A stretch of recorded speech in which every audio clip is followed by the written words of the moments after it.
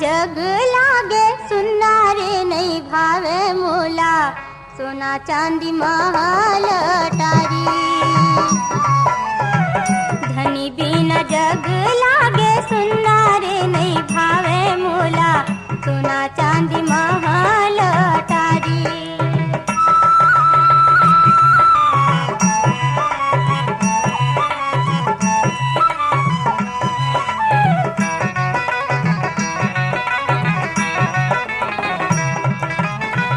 घर बन बेरी लागे गली गांव कुलुप लागे अन पानी जहर भैगे बोली हंसी जुलुम लागे अन पानी जहर भैगे बोली हंसी जुलुम लागे।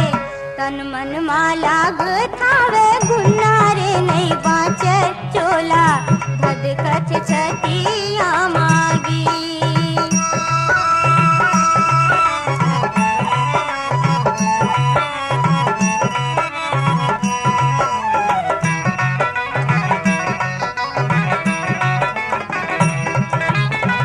माटी के मोल काबर सोलहो सिंगार लागे चढ़ती जुआनी मोरो अंगरा के आँच लागे चढ़ती जुआनी मोरो अंगरा के आँच लागे।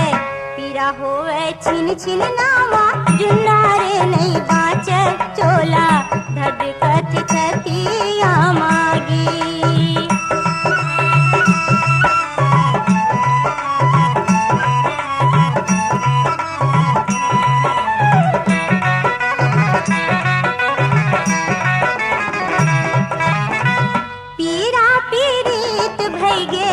जरथे हीरा के काया काबर बनाए रामा मैया पीरा के माया काबर बनाए रामा मैया पीरा के माया।